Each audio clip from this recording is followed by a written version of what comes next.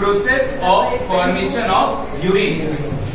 Urine formation में 3 steps होते हैं। First of all urine formation क्या होगा? Process of formation of urine. 3 steps होंगे simply. Step number 1 is ultra filtration. Ultra filtration क्यों बोल रहे अल्ट्रा? 180 लीटर आता है एक दिन में, इसलिए तो बोल रहे अल्ट्रा फिल्ट्रेशन। क्लियर ये बात? दूसरा क्या हमारे पास?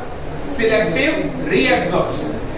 मतलब अब जो आपने फिल्टर ले लिया है कि इसको यूरिन बनाना है, एक बार चेक कर लो, क्या पता गलती से लिया हो आपने, क्या पता आपको कुछ उसमें से जरूरत हो, आप वापस ले लो। तो ये क्या है आपका? सिलेक्टिवली रीएब्जॉर्ब करना। तीसरा क्या होगा? Tubular secretion. क्या होगा वही समझेंगे, आगे समझेंगे इसको। क्लियर है बात? तो पहला स्टेप हमने कल देख लिया था, आज हम लोग दूसरा स्टेप देखते हैं। दूसरा स्टेप कौन सा हमारे पास? Selective reabsorption. First of all selective reabsorption का मतलब क्या है? सिलेक्ट करके वापस लेना। सिलेक्ट करके वापस लेना। क्या सिलेक्ट करके वापस ले रहे? आपका ब्लड जो फिल्टरेट दिया था फाउंटेन कैप्सूल को, भैया ले लो, कचरा है ये सब, ले लो, इसका यूरिन बनाओ, जाओ निकाल लो, 2 रुपए देके, बराबर है? फिल्टरेट उसमें से हो सकता है कि कुछ चीजें गलती से चली गई हो और उसकी जरूरत आपकी बॉडी को हो, बट चली गई, तो आप वापस लोगे ना। मतलब आप सिलेक्ट कर रहे हो कि अच्छा ये चाहिए, ये ले लेता हूं, ये नहीं चाहिए, ये चाहिए, ले लेता हूं। तो आप सिलेक्ट कर रहे हो, सिलेक्ट करके वापस ले रहे हो। वापस लेके कहां डाल रहे हो आप? पेरिट्यूबुलर कैपिलरी में, जो ब्लड वेसल उसके बाजू में होता है नेफ्रॉन के, पेरिट्यूबुलर कैपिलरी में। तो 2 तरीका होता है रीअब्सॉर्ब करने का, 2 तरीका होता है रीअब्सॉर्ब करने का।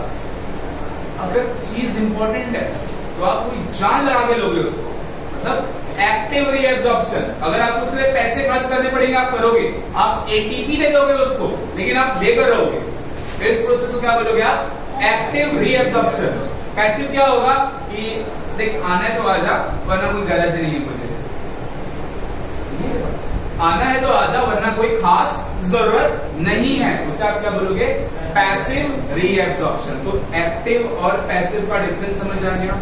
एक्टिव मतलब with the use of ATP, passive मतलब without the use of ATP. अब आगे की बात सुनो, अब आगे की बात सुनो। रीअब्सॉर्प्शन कहां कहां पर होगा? रीअब्सॉर्प्शन कहां कहां पर होगा? तो नेफ्रॉन के 3 पार्ट्स में रीअब्सॉर्प्शन होगा। कौन कौन सा पार्ट है वो? पीसीटी, लूप ऑफ एले और डीसीटी। पीसीटी, लूप ऑफ एले और डीसीटी। अब आगे की बात सुनो, कहां पर क्या चीज रीअब्सॉर्ब होगा? क्लियर है बात? तो देखो सिंपल है, पीसीटी में एक्टिवली क्या रीअब्सॉर्ब होगा? Glucose, amino acid, sodium, potassium और आपका calcium. Glucose, amino acid, sodium, potassium, calcium कहां पर रीअब्सॉर्ब होगा? पीसीटी में। कैसे होगा? एक्टिवली, इंपॉर्टेंट है वो। और पीसीटी में पैसिवली भी होगा। आपका पीसीटी बोलेगा देख तुझे तो मेरे पैसा तेरे ऊपर मैं खर्च करूंगा नहीं, आना है तो आजा, वरना आ गएगा। किसको बोलेगा वो? यूरिया, वाटर और क्लोरीन। यूरिया, वाटर और क्लोरीन। यूरिया तो गंदगी होता है ना, नाइट्रोजनस वेस्ट, तो उसके ऊपर पैसा क्यों खर्च करोगे? उसको तो निकालना है।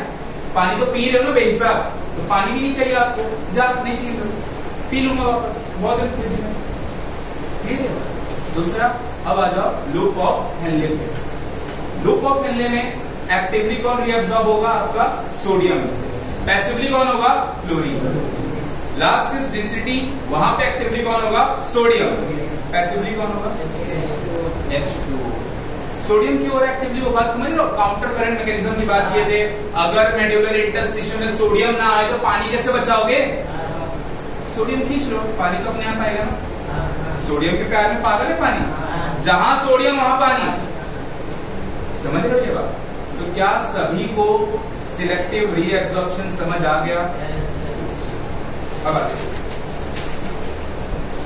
बस करो।